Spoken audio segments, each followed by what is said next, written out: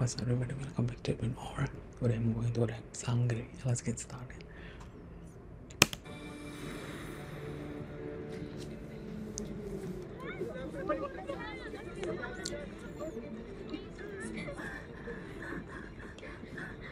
Yeah,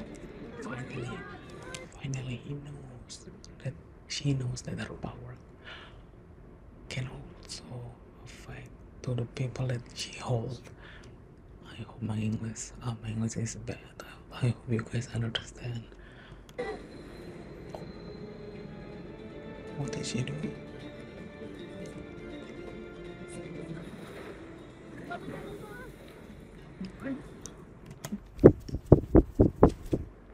Yes. Yes. Thank you. Oh my god. This is why I love her. Because that power is unstoppable. Luna? Nawala yung apoy. Nawala na po. Wala.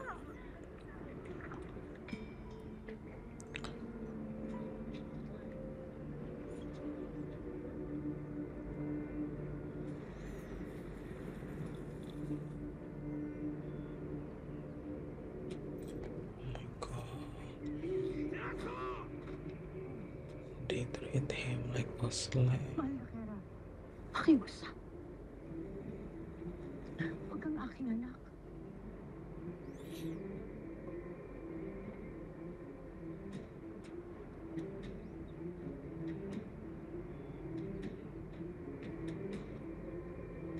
Ano pa ang iyong hinihintay, Alipit?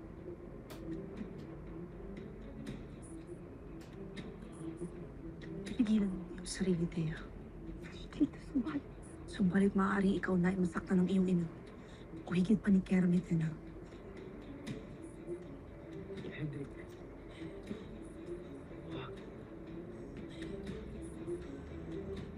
Well, he has to. He has to. Ultradamus.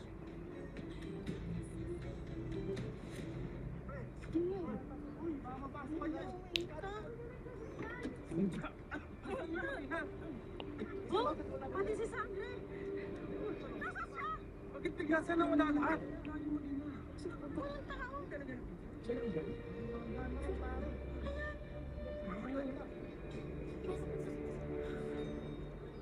Okay lang. Nakakatawa. Mukhang nakakapag-evict sa strange na. Evictus? Anong Evictus?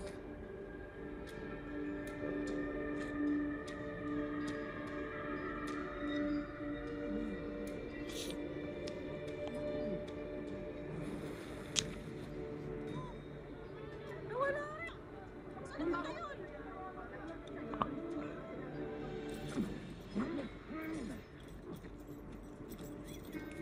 Why is he just disappear like that in front of the people? I'm here for it.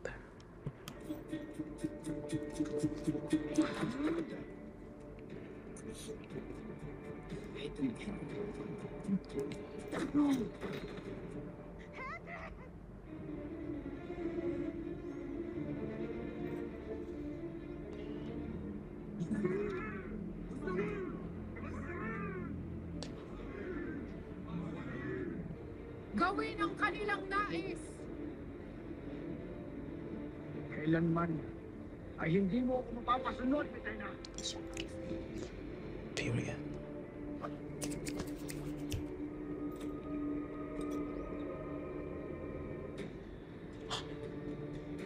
Oh,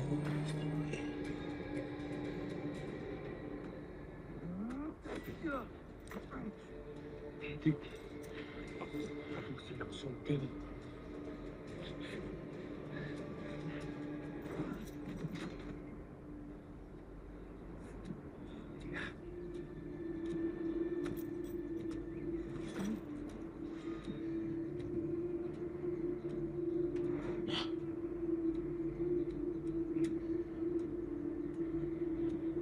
gusto po. Mawa ka, Adamos.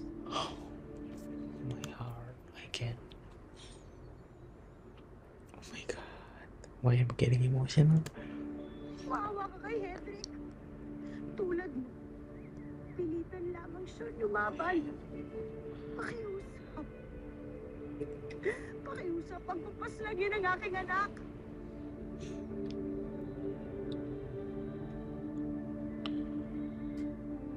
Tumangon ka.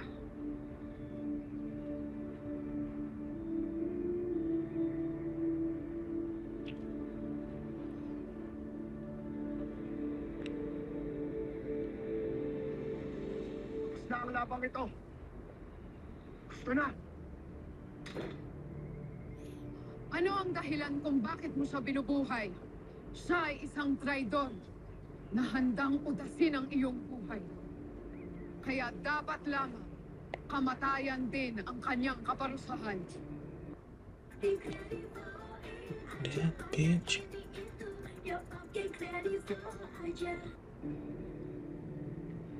Kaya hindi anak. Nakikiusap ako. Ang kamatayan o ang pagkabuhay ng isang aliping mandirigma ay naaayon sa kanyang husay sa paligsahan na ito at hindi sa pagmamakaawa ng kanyang ina. So one of them must be killed?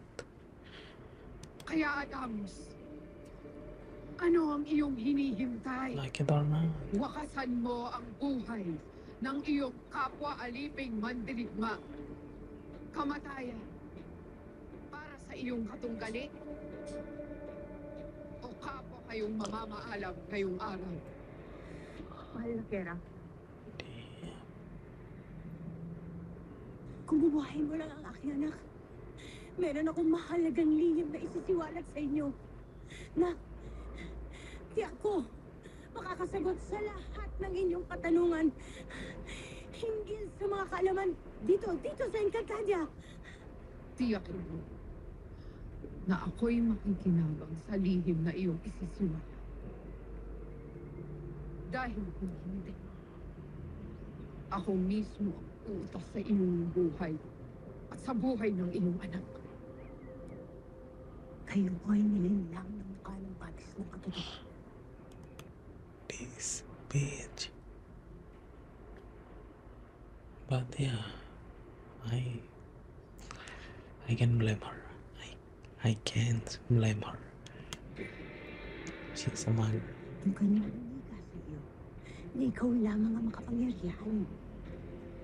Pati mo mukha na merong iba at nung inyong nasaksihan ang pagbawas ng tubig sa batis noon, iyan ang pruweba, kabayaran niyo ng kanyang kasinungalingan. Ang pinakamakapangyarihan sa buong Encantadia at hindi matatalo ni naman ay ikaw, Reyna Metena. Ipatigil ang laban. May mahalaga tayong parorok.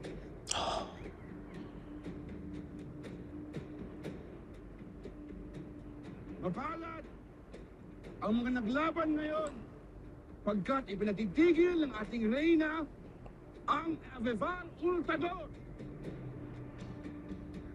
Ibalik na sila sa kanilang kulungan.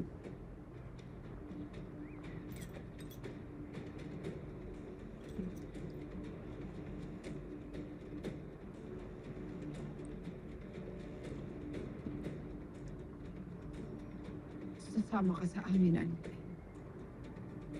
Para patunayan ang iyong mga ibinibigtang. At kapag nalaman ko na ikaw ay nagsisinungaling, doon ka mismo ililibing sa pusod ng batis ng katotohanan. Damn.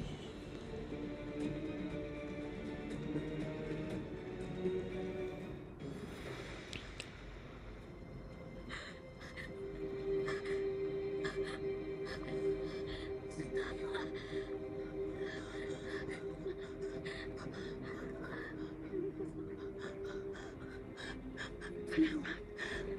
Maraming salamat. Thank you po, Ate Sandra. Paano mo po nagawa yun? Paano po tayo nakarating bigla dito? Ang galing naman po. Hindi na lang guys, at lang ngayon lang din ko nakapagsama sa pagsa-teleport ko. Kahit ako nagulat eh.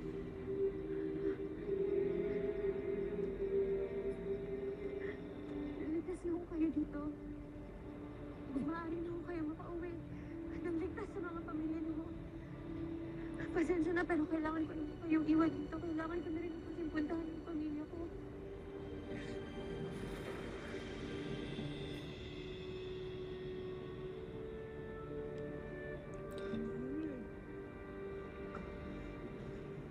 Bye, Ma'am.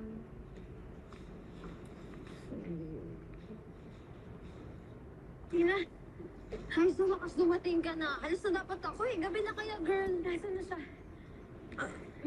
Nasaan na yung nagsasabi na nandito ako? Wala na, umalis na. Anong umalis na? Hindi ako iniintay? Wait for you, girl. She's been waiting for you for hours. Eh, bakit ba kasi ang tagal mo? Saan ka ba galing, girl?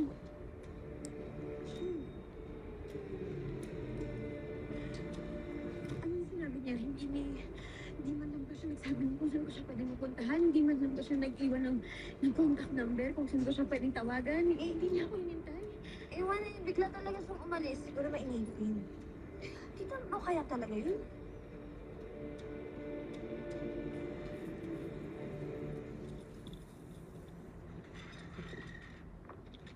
Damos.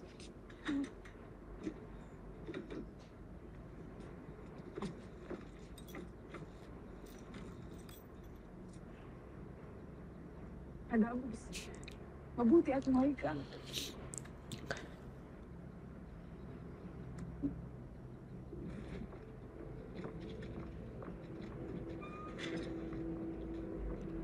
Wait a minute, in the same cell. It must be awkward. Imagine. Ngunit ano ang nangyari? Bakit kayo nakakuha na kabalik ng buhay niyo? Yun ay sapagkat mas pinili ni Atamos ang buhay na ko, kahit ako'y kanyang nadaig. Period. Abisalayas mga Adamos. Ultra na ako'y natuwagan na kamba para sa akin buhay. Kaya hindi kitang pataksin. Wala akong dapat hingin ng tama. Wala akong dapat paniwala. Ang pinagtataka ko lang ay ano ang sinabi ng iyong ina kay Mintay na para ipahinto ang laban. Hindi ko rin batid, Sangre Adamos. Sangre? Huwag mo akong matawag na sangre. Sapagkat parehas lamang tayo ngayong aliping laruan ni Metena. Hindi maaari tayo ay paglaruan at gamitin na lamang ni Miten. Enkantado laban sa enkantado. Para lamang sa ikagagalak nila. Pasneya. Kaya nararapat lamang na ipagpatuloy ang paghahanda para sa pag-aaklas. Ngunit paano natin isasagawa ito? Ako'y may paraang naiisip. Finally, they have a plan.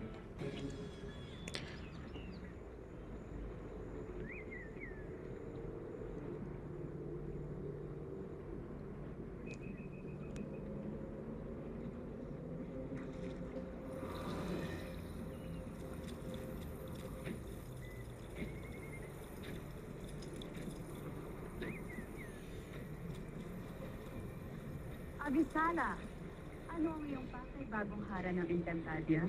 May nais ka bang muling malaman mula sa akin? Darkness! Totoo ba na ikaw ay nagsinungaling sa akin? Na bukod sa akin ay may iba pang makapangyarihang nilalang na nabubuhay sa Encantadia? Siya bang babaeng mandirigma na aking nakita sa aking panaginip? Sambitin mo ang katotohanan kung ayaw mong parusahan kita 10 ng lahat ng nabubuhay sa Encantadia. Maawa ka, hara ng Encantadia. Ang kaparusahan ay hindi naaayon. Kung gayon, ay sagutin mo ang aking katanungan. Sino ang makapangyarihang nilalang?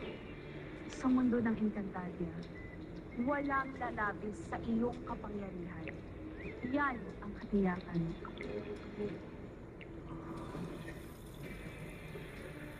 Sino ba sa inyo ng mukha ang nagsisinungaling sa atin? Kasinungaling ka ng iyong winimika. Batid mo na may makakatayo kay Jeremy Tena.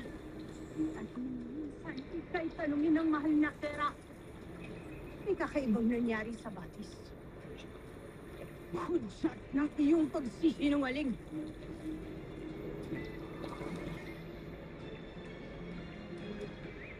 Tila ikaw ay napahimik, mukha. Bakit? Ito na ang huling pagkakataon na ikaw ay akong tatanungin. Ikaw pa ay nagsisinungaling sa akin. Sagot! Hindi, mahal na pera. Nakita ng iyong mga mata, mahal na Tena. Nabawasan ng tubig ng Batis. Patunay sa aking winimika. Na nagsisinungaling ang mukha!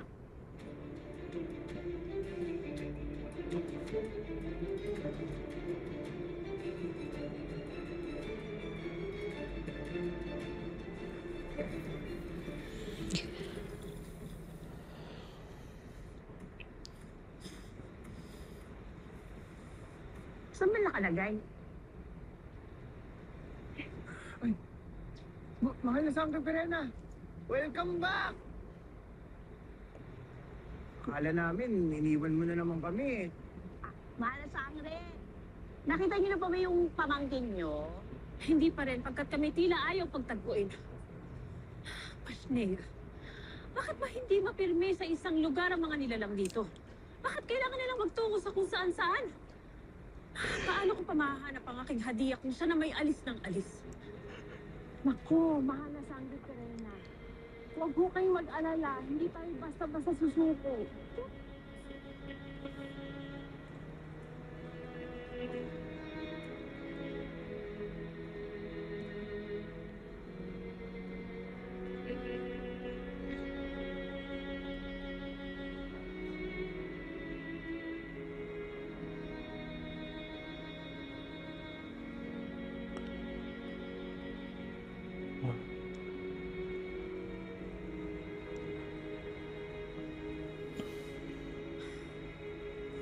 Kung naririto lamang ang aking brilyante, matutulungan ako ng aking kambaldida upang mahanap ang aking hadiah.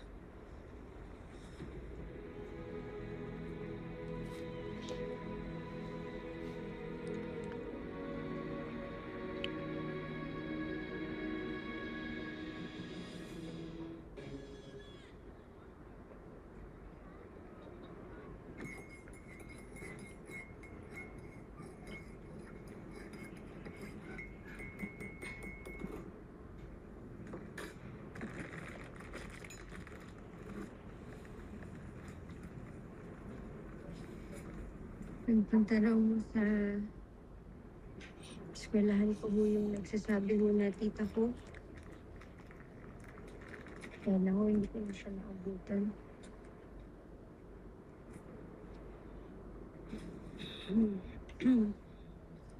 Hayaan mo na muna siguro. Pabalik din yun.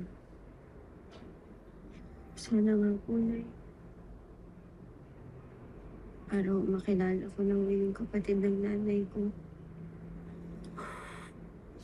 Anak, alam mo, malulungkot ako siyempre na hindi kayo nagpang-abot. Pero sa kabilang banda,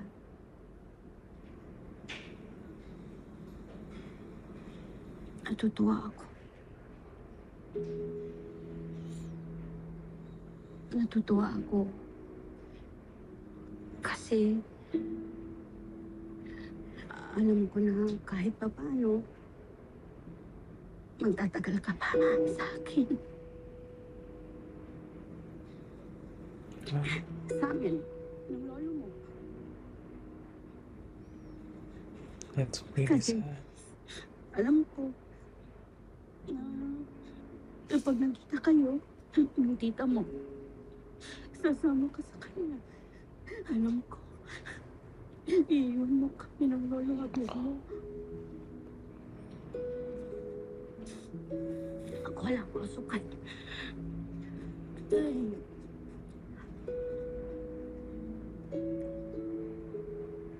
Bakit mo naman kayo iiwan ni Lolo?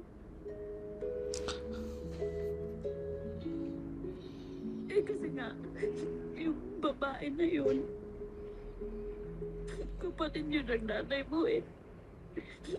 Yung kami ni tatay, sino kami? Malayong kapag-anak, ganun. Pero, matatanggap namin, anak. Kaya namin tanggapin. Kung sasama ka at iiwan mo na kami.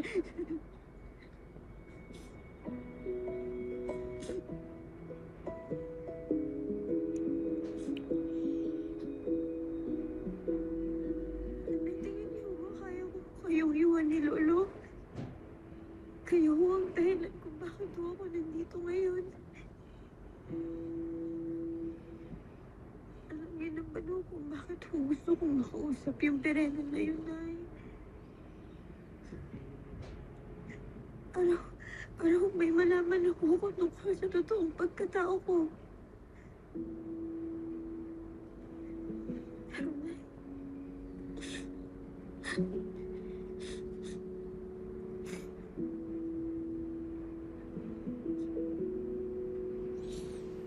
hindi mo magbabago. Kung sino ang pamilya ko.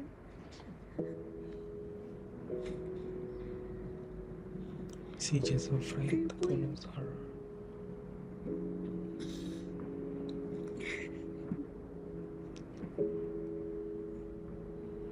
Makinig ko kayo sa akin.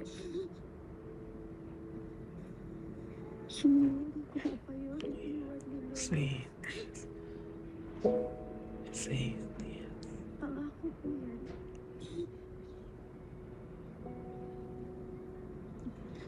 Mahal na mahal ko po kayo.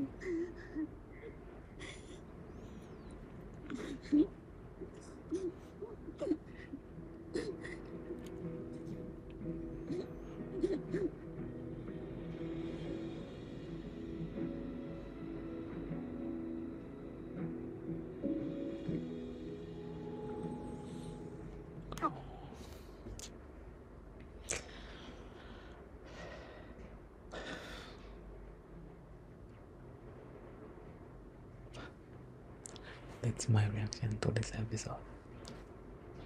This is the end of my reaction. Bye.